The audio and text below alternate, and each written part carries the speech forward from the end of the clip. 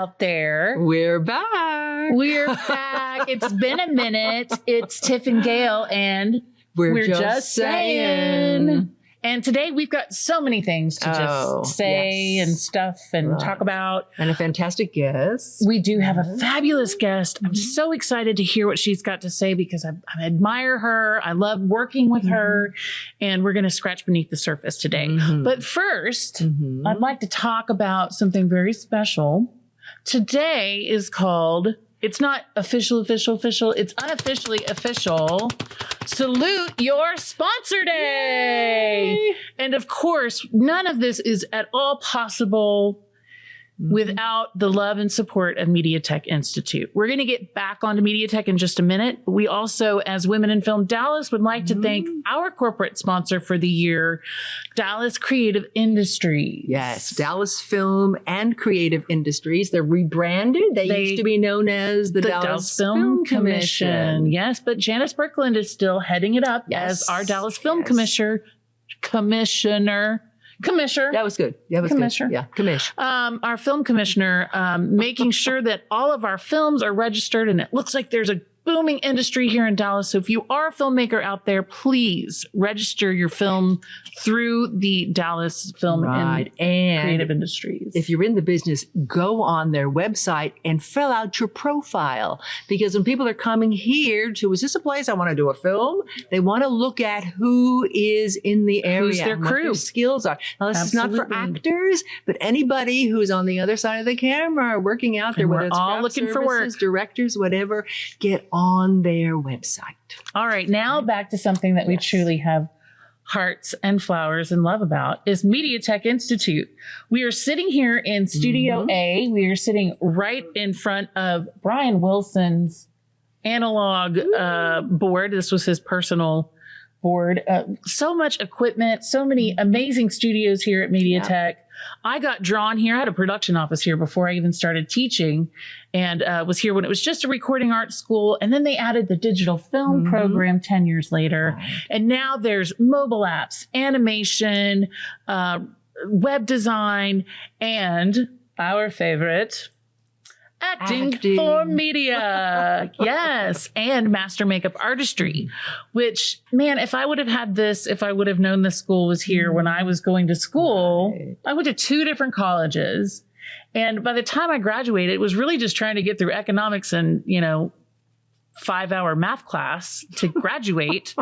But here at MediaTek, I mean, kids are like in front of the camera and they're doing podcasts and they're, working all the time. And just, I'm really glad that you get to teach with me, Gail. Gail teaches our audition techniques class. Yeah. Tell us a little bit about what you do in that class. Well, it comes so quickly. At the beginning of their studies, which is important because from the moment you're beginning to work in this industry, you have the opportunity to audition for something. And when you're young, there are opportunities that will not be there when you get older. So it's important to blend beginning acting for media with auditioning. How do you present yourself? How do you get an agent? How do you deal with an interview? So, because it's not just standing up and doing a cold read anymore. Technology has taken it to a completely different level, and you have to upload things and know what format to send them in. And really focusing now with pandemic, of course, everything has gone self-tape. So we're having to do that. And while we're addressing coming in the room and bringing in your sunshine, we're also talking about if you're going to be recording on your cell phone in your home, how are you going to do that? What's your background going to be? What's your lighting going to be? So we're really trying to prepare people to get out there and start working. And be professionals in the industry. Another really important part of auditioning and becoming an actor is finding material. We teach you here how to find material so that you've got something that's going to represent the best of your abilities, right? You're not going to read completely against your type and like go for the gold while you're, just not finding the right material to audition with, or what parts to go after, or what type of agent to need. And where to find that information. And headshots and resumes. We're working on big thing. Right now too. Big thing, headshots and resumes. Demo reels. Demo reels are huge, not only for on picture, moving pictures, right? But also voice acting. A little something about a little voice acting, a little original Bulma here from Dragon Ball Z, Dragon Ball GT. That's right. That's what's up. I was in a booth for 10 years and it was really weird to not have automatic audience response, being in a little padded cell, which everybody thought I should have been in there a lot sooner. But anyway. Got it. Yeah. So all of those wonderful opportunities are here at Media Tech Institute. We want to thank the staff and the people that are helping us record the students, Eric and Adam and Jay and Weston, who is the equipment manager and also teaches many of the film classes here at Media Tech. And come visit. Yes, come for a tour. Like you could be in this room. In person. You know, right? Wear a mask or not. There's Elton John's piano right there. We've got gold records, platinum records all over the walls. It's a great space and we invite you to come and see it. And go to the website. www.mediatech.edu. Sign up for a tour and come see us today. So now that we have been so grateful to our sponsors, let's get on with the show. What do you think? I just want to say a couple of things. And do it, Gail. Do it. We're here to plug Women in Film Dallas. That is true. Women, WIFDallas.org. Go to our website. You can get on our email list. We have a brand new newsletter that's coming out, launching tonight. You got to sign up for it. Get on it. There are so many wonderful opportunities. There is a scholarship now, a full year of masterclass online classes that you can apply for. Apply for it. The information is on the website. You're going to find out about what we've done prior to this. Our PSA, we had a fantastic screening of our last year's PSA and be Family thinking Gateway about the next one that's going to be coming up. We have monthly meetings. We have monthly women's workout sessions. And some fun networking opportunities if you like to, throw back a cocktail or two. Yeah. All that's on the website. So please go there and join us. Yes. And now let's get on to our interview with another one of the members of the board of directors for Women in Film Dallas and a host of other talents. Erin Nicole Parisi coming right at you right after this.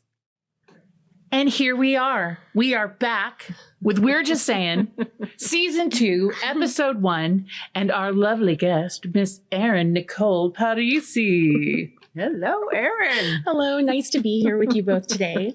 Yes, we're very excited to dig deep beneath the surface of Erin. And I feel like I've known you throughout the years and I've seen you at meetings of things, but I've really gotten close to you this year and it's really fabulous. And I can't wait for you to tell all of our viewers about your experience and all the wonderful things you do in film in Dallas.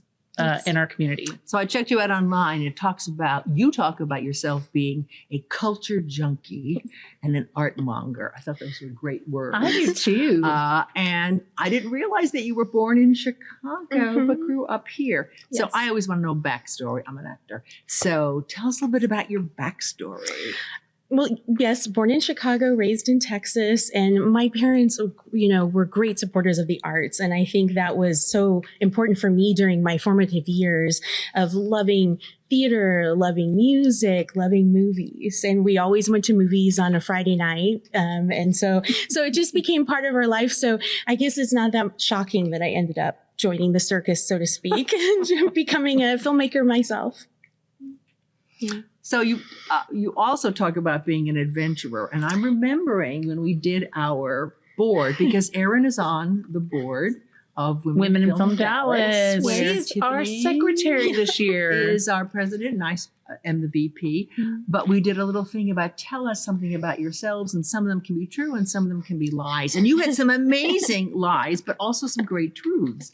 So do you remember what you said? Yes. And I loved that no one could tell the lie in the long list. It was really, really funny. But yes, I really do love to go on adventures. And that can be anything from going to a neat farmer's market to a taco adventure somewhere, or, climbing in a cave, or scuba diving somewhere in the world, or, finding some neat museum in the middle of nowhere, whatever. It's just love it. I love learning things, and I love being around people who are passionate. I find passion in people very sexy, and I love understanding what makes people tick and learning their story. So it's great that I get to tell stories for a living, and, get to do this. So what was your path though? So, okay, you were a big fan of all the cultural stuff. Yeah. And then when did it become like, oh, I can actually do this for a living, and this is the way I'm going to go about it, and these are the people I'm going to surround myself with? Well, I kind of got into film in an unusual way. I was asked to be a ghost artist on a project, and ended up, once they got to know me better,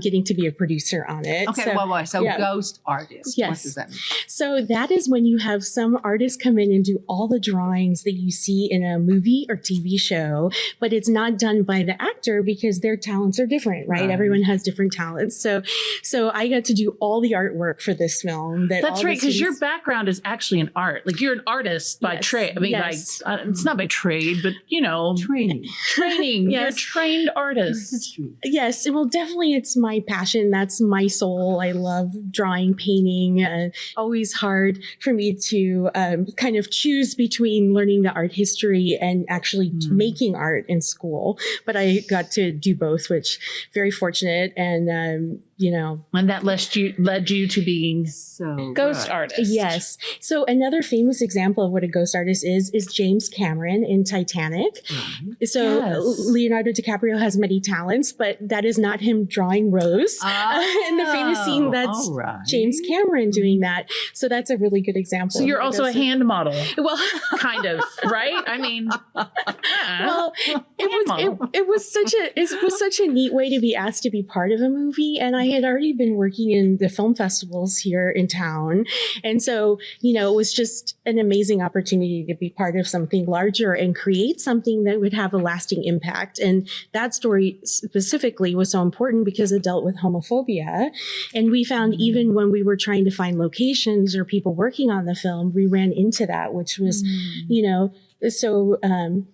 a challenge. And then we knew how important it was to make the movie and talk about those things. So, and we got to film it at my high school, at the Episcopal School of Dallas, my alma mater. Oh, nice. It was an amazing experience. They were so generous to let us use the school. And we also came in and did lectures for the students. Many of the students were a part of our film. And 8 kids went to film school after being part of our production. Wow. Yeah. So what was the name of this film? So inspiring. Cry. Yes. Oh, yes. And how long ago was this? Like, what year are we talking? 2015 is when Cry came out. Yeah. So that's your official induction into the film industry? Yes. And I got to play at DIF, which was very exciting, to play the Dallas International Film Festival, our hometown film festival. Yep. That was really neat because everybody who was part of the cast and crew got to come and be there. Yeah, Red carpet moment. It was very, very special. And, and to get to do something like that in your hometown and have an impact on people in your community was really rewarding and so special to me. It was an amazing experience. Now, you have done a number of things, and I'm sure we'll talk about some of them, but you have a business, a company that you have founded and co-run. Yes. So tell us a little bit about that. Yes. It's Kinetigraf Entertainment. So it literally means moving picture. And I co-founded that with the director of Cry, Clay Luther. And so that was around 2015 as well, because we found that we were like-minded and wanted to make some other projects. And then along the way, we were like, wow, it's taking a while to write these scripts and do this. So maybe we should be making some money during this time. So we started taking on commercial work, which was the best thing that could have happened, because then, we were on these smaller projects where I learned to shoot, or you learn to edit, you learn to interview, do more interviews. I guess I've always liked interviewing people, I guess, but it was just an amazing experience to do all these projects. So we've done documentaries. For the Grammys, we got to do a wonderful Texas country documentary.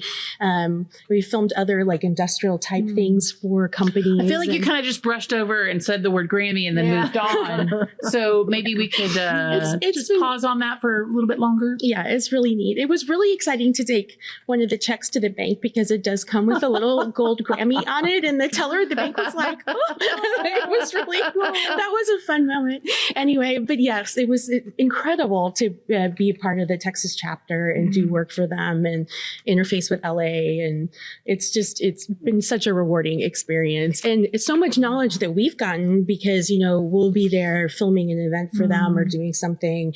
And, you get to hear from an amazing producer like Harvey Mason or Tony Maserati or, just Jimmy Jam, anybody throughout time who've been responsible for basically most hit songs on the radio that you hear. So just incredible. What I'm loving is this balance between creative work, your narrative film work, but then we got to make some money. So you talked about documentaries, but you've also done some music videos. You do branding. You do websites. Yes. Tell us a bit more about that. Yes. And the websites just kind of came back about, kind of in a weird way because, we were pitching to a client about doing a series of videos for their business. And then they were airing some frustrations about their website. And we were like, well, we can do that because we kind of have a weird set of skills, so it allowed us to, be like, oh, we can do that. So we have, and we've done them for nonprofits like the Otis and Rosie Brown Foundation. Right. Wow. I didn't know anything about until I went to your site. Yes. It's just a wonderful thing. And I've gotten to sit on the board of the foundation too. And we've gotten to help build them up for the last, 7 years. So it's been a great joy. Now, just a little bit of plug for them. Yes. So it's a wonderful organization founded by Shonda Brown Duckett. With her daughter. Yes. The daughter of Otis and Rosie and her two brothers, Jamal and Reggie Brown, who are just amazing. It's just a wonderful, wonderful family. And they grew up in Arlington, Texas. And, as Shonda's career grew, she's been the head of, Chase Bank, and now currently the head of TIAA. And she, is just on every amazing list of powerful women every week. It's really just wonderful. Just Barron's last week, for instance, and she's been at the White House consulting on, retirement and equality for women and equal pay and all those wonderful and important topics. That we have to fight for still, unfortunately. Exactly. Well, it's interesting because I was watching a little bit of an interview with her, or one of her little introductions to perhaps to the organization, and that she founded this for her parents, and she did it while they were still alive, which I think was an amazing tribute. Yes. But she talked about being the first generation of integration, and that she is so grateful to have grown up in Arlington, Texas, and to have been able to get the kind of community support that she did. Absolutely. I mean, she's an amazing spokesperson for Arlington, Texas. She is. And, we've gotten to work with Mayor Jeff Williams and Mayor Jim Ross over there. And we've just gotten to do so many great community projects, most notably at the Hawks Library downtown. We have a huge living room that we have dedicated to them with the family photos on the wall and Rosie's reading nook where we've put some books in that are important. We also last year got to dedicate a park where Otis, the dad, used to play basketball with his friends from the line at Xerox. And so we got to redo the park as part of the East Community Center of Arlington, which is just an amazing facility with a swimming pool and basketball courts and library. How did you find yourself in with these people? They just call you up and go, hey, Erin, we've heard you're great. We would like you to do things for us. Well, so many things in life are random, and it's just taking, opportunities as they come. And I had been working on a documentary with Eddie Dean and a program he was doing in South Dallas at Carter High School. And he was having Shanda and some of the other ladies from the organization and the family there to talk about hosting their first gala. And he had brought me, he said, Erin, come on down. I was like painting at the time. And I'm like, do I need to take a shower? What am I going to? You know, who am I meeting? There will be dignitaries. Yes. I mean, I didn't know. Thank God I took a shower because it would have been really bad. But we were sitting there. And so, you know, he was wanting to discuss the documentary because he knew they were forming this nonprofit to help seed other nonprofits and do good work in the community. So he wanted to tell about what he was doing for these kids at Carter High School. So he brought me in, but he didn't know that I had planned a lot of events for, you know, Dallas Opera or the Symphony Museums or whatever, just in other areas. Yes. We're just saying. We love event planners. So I just, you know, working in the community has been so important to me. So it just kind of all comes together. And, you know, I have this very wonderful collection of skills and I love getting to put them to good use. And, you know, it was just an opportunity. Wow. So they were like, wow, you need to come work with us. And so that's how I got kind of brought into that. And we've been doing the gala now. I mean, we just had a gala last November in Arlington at Lowe's. We had Wyclef Jean as our keynote speaker. He performed. It was just amazing event. And it's so neat that we have been able to raise so much money to give back to the community in both scholarship form as well as seeding nonprofits. Because we tend to look for people who are the tiny little guys just starting out who need help that aren't really eligible yet for the larger grants, which is a great niche to be in. I love what they say. Extraordinary things being done by ordinary people. That's like so cool. I just got goosebumps. Yeah. You know, I get the goosebumps every once in a while. And that was a moment. Me too. I know, me too. Really. But all of this you've done in like 7 years. Yes. I mean, it's just that's crazy. I know people that have careers that haven't done as much as you've done in 7 years. That's very, very kind. And now let's talk about some other things. Yes. So you've been involved with the Asian Film Festival in Dallas, which because that's not exactly something that I would have looking at you go, oh, this is going to be a passion of hers. Yes. Well, actually, I have, you know, I studied all about Asian studies in college, and I actually have used all the crazy things I studied in college. I know that's rare. And take weird classes. Yes. Great. And so I do have a whole minor in Asian studies about that. But also, you know, part of our family, my auntie Ginger is married to Chris Chun, and their family is Chinese American and helped founded Chinatown in Chicago, the Moys. Wow. And stuff. So, and his mother, Grandma Grace, I mean, not officially a grandmother, but like a grandmother. She ran a museum there. And so we got to participate over the years in helping with exhibits and also the Chinese New Year parade. We got to be on a float a time or two, which was really fun. No big deal. It was really just this little thing started Chinatown in Chicago. Yeah, so this festival is still live. Yes. So it's in its 21st year here in the Dallas-Fort Worth Metroplex. We're so excited. And it will be back in July, the 21st through the 24th this year. And it's just a wonderful festival. And it was just founded with people who had a passion for Asian cinema and to bring knowledge about Asian cinema and culture just to everybody. So it's a very welcoming group, very diverse group on the board as well as our audience. And, you know, and I started just like I did for DIF, volunteering at the festival. Then as I became a filmmaker, I had an opportunity to help sponsor and do all the things you saw in the theater as the pre-flight and like trailer to help. And then I was asked to be on the board. And then I got to help run the festival for the last, I think 5-6 years. And this is often the only venue in Dallas where these films are showed. Right. And they're by established filmmakers as well as newcomers. Exactly. And what people don't know about Dallas is that we have Welgo Entertainment located here, which is one of the largest distributors of Asian film.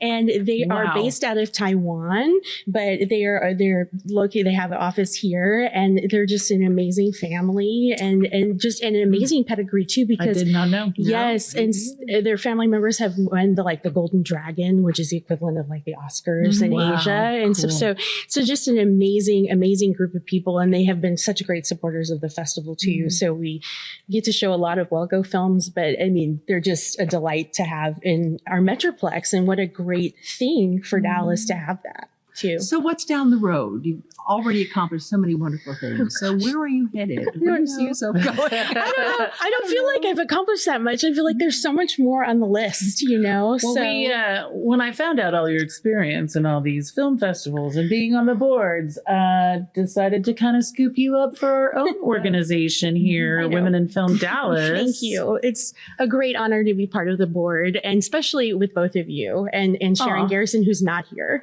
as a board member, because you guys are all so accomplished, and I so look up to you and your careers and what you have done. And I'm so excited to get to know you better and learn from you. And work together. Yes, together. absolutely. So, I mean, you know, a couple movies in the pipeline that I'm excited about, you know, that of course you wish would happen faster.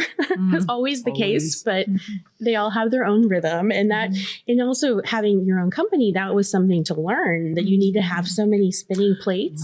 Right. Yes. You know, and I think people don't talk to you about that. I don't have a traditional film school background. So, you know, I did come at this in a different way than others. Oh, this is so important because there are so many women that we have encountered these last couple of years who did not go to film school. Yes. Or maybe went to film school decades ago and are entering the industry now. And are Trying to how find do I their get angle. involved? Yeah. What is the way to do this? So for you to say, I came at it in a non-traditional way is so inspiring. Yeah. You don't have to do it by the books. You don't have to go to NYU or USC. You can do it in another way. Yeah, absolutely. And I think it's just being passionate about something. And to me, it's always about the story, you know, whether that was in my more artsy side of my life or more in the film side, you know, it's always, you have to have a good story to tell. And if you don't have a good story, you really can't go anywhere. But there's many ways to be a part of telling that story, you know, and so I encourage everyone just to try. And, you know, I started by volunteering and just being around film people. And then I kind of got a chance to be part of a film, and then, you know, went for that and then kept learning, you know, and I did what everybody did in the beginning, kind of said yes to everything, to every project. A lot of projects that you should have said no to that you learn later, like, oh, I don't want to do that one again. Oh, I did craft services for 7 years just to get on set until they finally started hiring me for what I was good at. And honestly, I always think craft services and the food is the most important part. We've talked about this. I was very well liked, I will say, as a craft service person. I think a lot of producers miss that. And that's one thing I would like to stress is, you know, if you feed people well, they work hard, they're happy, they do a better job, your set's more harmonious. And, you know, and I think that's another important thing I've learned along the way too. There's many different types of film sets. And I think, you know, I was on some that I didn't really care for. And I, you know, wondered, are they all going to be like this? I didn't like how people were getting treated, but, and, you know, I made a vow to myself that I didn't want to treat anyone else that way. And I actually have a form now because my nickname. Will you be nice? Yes, it is. Be nice or leave. Yes. So my nickname is Knuckles, which is funny because Italian background, and I don't really have that personality. But some artist friends sent me to collect money for them on this restaurant at Lower Greenville for a painting. And so they had joked about it, but I did use it once on a film set as a joke. And so, but that's what I've created, the Knuckles Code of Conduct, because when I'm, you know, controlling a set, I really do expect everyone to treat people with kindness. And if there's an issue, to come talk about it and stuff. And I think that's important to know that a set can be done anyway. I mean, it's up to the people at the top and the people who are there to create the best environment for people to succeed. And you know, this is one of the things that a lot of females heading sets are saying, that it doesn't have to be 16-hour days, that we can have a regular work day, that people can be nice, that it can be a positive place. That's what got me into ADing and producing, was just because I wanted to create a fun, like, we're doing this, like, you know how many people want to be where you're standing right now and doing what you're doing. And or so we're making a movie like every day, and we would all, you know, if we're shooting outside, we all get together and watch the sunset. You know, it's like, you got to enjoy the little things. Exactly. And that's something that no one, you know, at least no one talked to me about when I was coming aboard. And again, it kind of came in a non-traditional way. But Sharon Garrison, who's also on the board, the next project I got to do was with her in the Dallas table. And that that showed me that, because it was such a different, there's just different types of projects, and we do have control over the environment that we are creating. You're creating a little world to tell a great story, and it's this little tiny ship of people that are floating along until it's done, right? And it's just so important to know that, and especially for females, because there's a lot of mistreatment all over in the world for females, but especially, on film sets, it can be very uncomfortable, and it's hard to know what your voice can be, especially as a beginner. And a lot of it happens to people as first-time actresses, first-time ADs or PAs or whatever on set, because you don't know what it's supposed to be like. And so you're not sure. And so and I did that. I, had other experiences in my life, but I was like, whoa, this is my, I haven't done this kind of thing before. I don't know what it's like. I shouldn't say anything. Well, what are the expectations?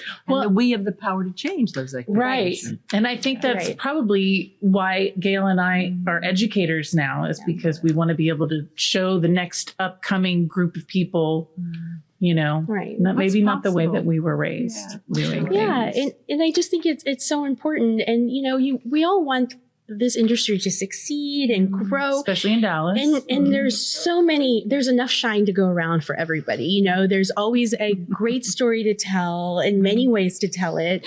And, so I encourage anyone out there to think about, going into film and to do it, and to just stick to your convictions too about, and your moral foundations. That's really important. And they could come to a place like MediaTek. Absolutely. Have you been to MediaTek before? I have. I came as part of a Dallas Producers Association meeting many years ago. And that was my first introduction to MediaTek. And now I've gotten to come back many other times.